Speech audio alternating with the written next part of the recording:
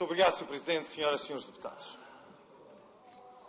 Nós fomos, nos dias que antecedeu esta discussão, fomos infestados, passa a expressão, de notícias na comunicação social. Lisboa já recebeu o pedido de apoio da linha ferro.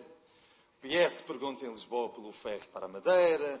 Dos 7 interessados, nenhum pega no ferro. Ora bem, aqui o que se está a discutir aqui é à procura de soluções. Tem por base, nós, Movimentos Juntos pelo Povo, temos por base que isto é um Estado unitário, o que pressupõe que a resposta terá de ser dada no sentido de que deverá respeitar a sua organização, a descentralização e os princípios da subsidiariedade. Está no artigo 6º. Portanto, deverá ser, nesse contexto, que devemos encontrar também uma das soluções. Agora, se a linha marítima do ferry entre a região autónoma da Madeira e o Portugal continental é ou não viável, com ou sem indemnizações compensatórias, isso é uma questão que terá de ser colocada. Obviamente que no concurso internacional e no caderno de encargos deverá constar, obviamente, essas compensações, porque não estou a ver, e tendo por base aquilo que já se sabe da última participação de um operador, de um armador aqui, na região autónoma da Madeira, que foi precisamente na Beara Armas, alega que houve um prejuízo de 6 milhões. Ora, tendo por base este cenário anterior, eu não estou a ver qual é o operador, não estou a ver qual é o armador que possa pegar, obviamente, nesta linha que faça a ligação entre a região autónoma da Madeira e o Portugal continental, em que venha a suceder, digamos, prejuízos muito semelhantes. Portanto, esta questão do princípio da continuidade territorial e o princípio do Estado unitário deve estar garantido também nesta questão. É porque toda a gente está de posse dos dados e não basta aqui, obviamente, elencar, digamos, um conjunto de situações e avivar a memória às pessoas que, de facto, foi uma promessa e foi. Está aqui a promessa está aqui. E a promessa número 1. Precisamente diz aqui a promessa do PSD Madeira, diminuir os custos dos portos e dos transportes, promover a ligação, tem-me licença, e promover uma ligação marítima de passageiros entre o continente português ao continente português. Ora bem, está aqui numa das promessas, a primeira promessa número 1 do PSD Madeira. Portanto, nas eleições. Vencendo as eleições, tem obviamente a equipa vencedora, arranjar a solução para este problema. Ora, colocávamos aqui outra questão, que era o seguinte. Queríamos saber se, efetivamente, se já está ultrapassados todos os requisitos.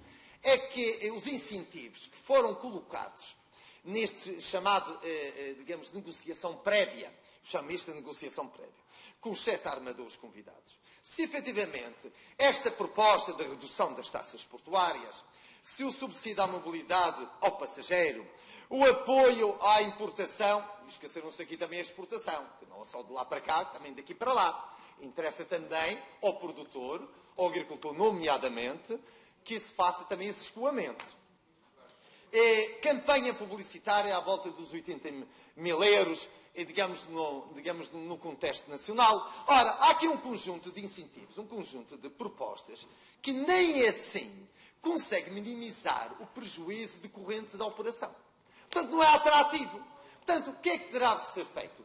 Deverá o Governo Regional criar um plano B, mas o plano B é só ir bater à porta do Governo da República e pedir, no âmbito do princípio da continuidade territorial, do princípio da coesão territorial, do princípio, digamos, de interesse público nacional, de modo que o Estado assuma o compromisso desse mesmo princípio de continuidade territorial. Eu acho que também poderá ser.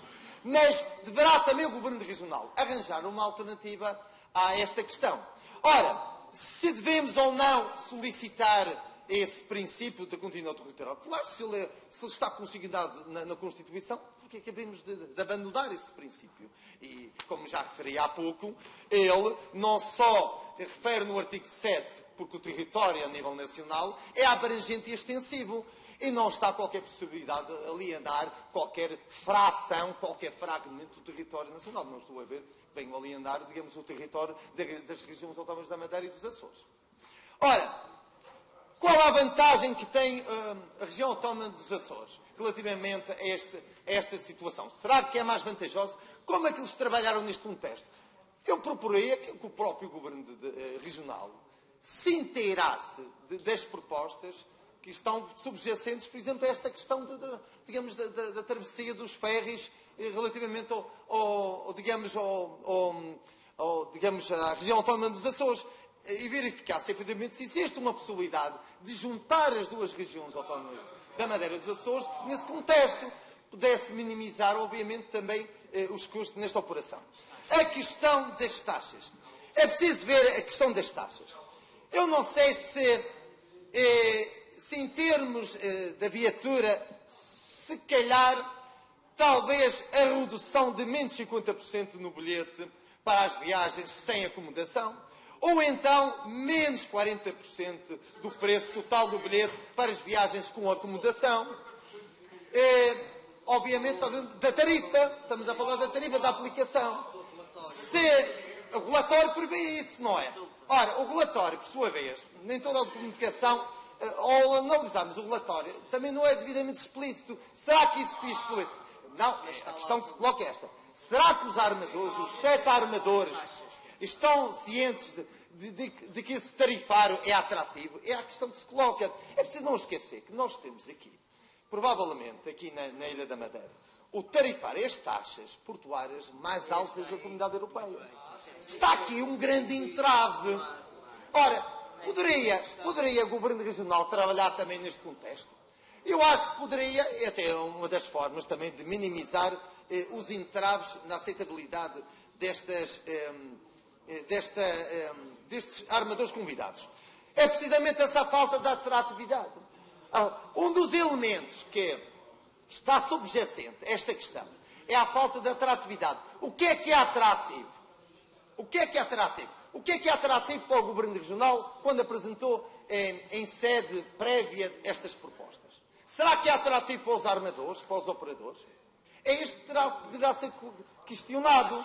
E deve ser que, obviamente, esta procura, é certo que esta questão da fraca procura e da acentuada sazonalidade preocupa, obviamente, os armadores, preocupa, obviamente, os operadores, porque eles estão presentes, que, obviamente, nos 3 meses de verão, obviamente, haverá uma maior rentabilidade. Mas, passando essa fase, eles sentem essa dificuldade. Por isso, é aí a questão de cobrir a tal margem deficitária.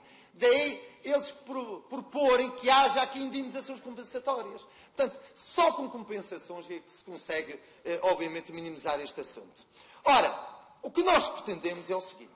Pretendemos que o Governo Regional minimize e contrarie o isolamento dos madeirenses e dos porto-santenses. Estando garantida essa salvaguarda, obviamente que nós apresentamos a seguinte questão. As questões. Estarão os madeirenses porto-santenses seguros de que a promessa eleitoral do PSD irá efetivar-se? Teremos finalmente um ferry? Contarão os residentes e particularmente os produtores?